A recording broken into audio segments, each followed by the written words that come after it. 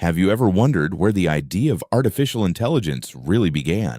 Most people believe the story starts with computers, or perhaps with the famous Dartmouth Conference in 1956, but the truth is far more fascinating. The dream of creating an intelligent machine didn't begin in a laboratory. It didn't begin with electricity, and it certainly didn't begin with the internet. It began thousands of years ago, inside the human imagination. Long before anyone built a computer, people were already asking one extraordinary question: could intelligence ever be created? To answer that question, we have to travel back through history, to a world where the first thinking machines existed only in myths.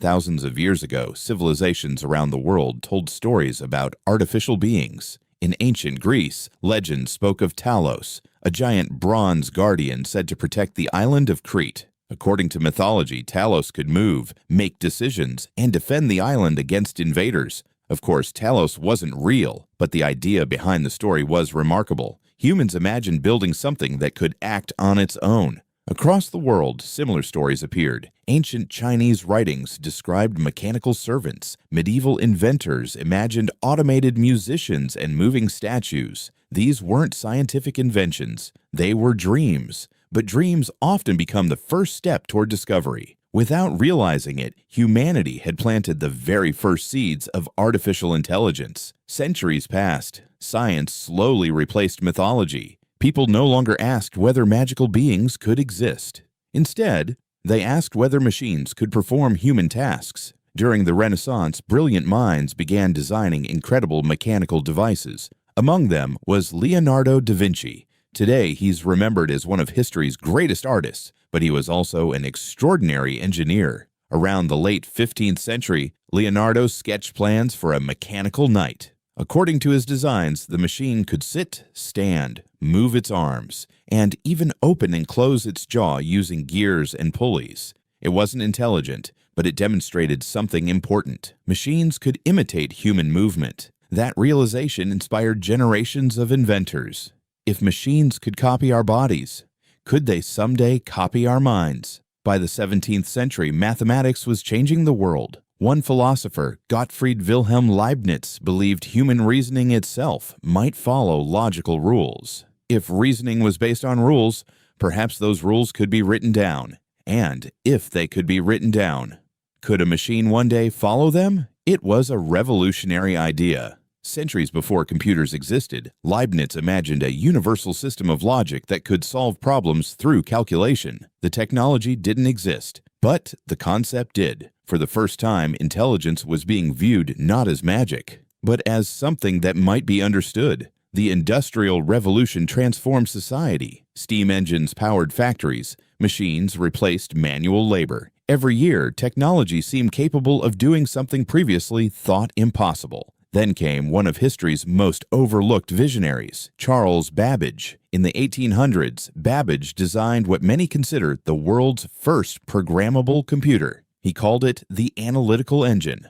Although it was never fully completed during his lifetime, its design contained many of the ideas found in modern computers: a processor, memory, input, output, even the ability to follow instructions. The machine existed mostly on paper, but the blueprint was decades ahead of its time. Working alongside Babbage was Ada Lovelace. Many historians recognize her as the world's first computer programmer, but Ada saw something even more extraordinary. She believed machines could eventually manipulate symbols, not just numbers. She imagined computers creating music, generating patterns, and performing tasks beyond simple calculation. For the 1840s, this idea was astonishing. Most people viewed machines as giant calculators. Ada imagined something much bigger. She imagined creativity powered by computation. More than a century later, many of her ideas would become reality. As the 20th century began, science advanced at an incredible pace. Electricity spread across cities. Communication became faster. Mathematics became more sophisticated. Then came World War II.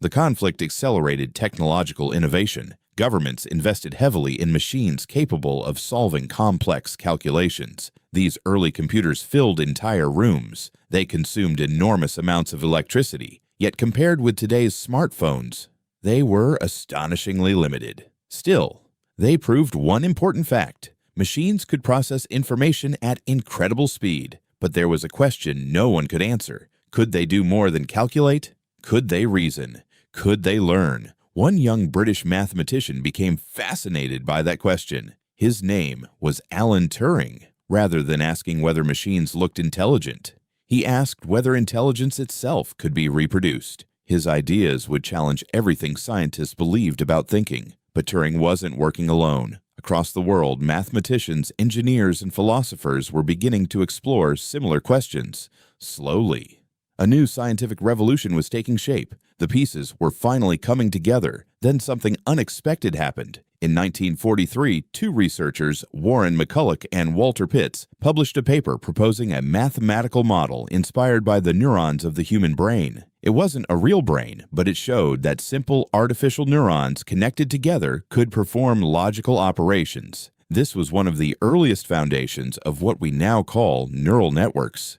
The idea was revolutionary. Perhaps intelligence didn't require millions of complicated rules. Perhaps it could emerge from many simple connections working together. The world didn't realize it at the time. But one of AI's most important ideas had just been born. By the late 1940s and early 1950s, excitement was growing. Computers were becoming more capable. Mathematics was advancing. Scientists had begun connecting logic, biology, engineering, and computation. For the first time, creating an intelligent machine no longer seemed impossible. It seemed inevitable. All that remained was bringing the right people together. That moment arrived in the summer of 1956. A small group of scientists gathered at Dartmouth College with a bold proposal. They believed every aspect of intelligence could eventually be described so precisely that a machine could be built to simulate it. It was one of the most ambitious scientific ideas ever proposed. The meeting would last only a few weeks, but its impact would reshape the future of humanity. It would also give the world a brand new name, artificial intelligence. And that is where our story continues. In the next episode, we'll step inside the legendary Dartmouth Conference itself, meet the pioneers who launched an entirely new field of science, and discover why they believed thinking machines were much closer than anyone imagined. Because the dream was finally over. Now, the experiment was about to begin. This is Future Atlas. See you in Episode 3.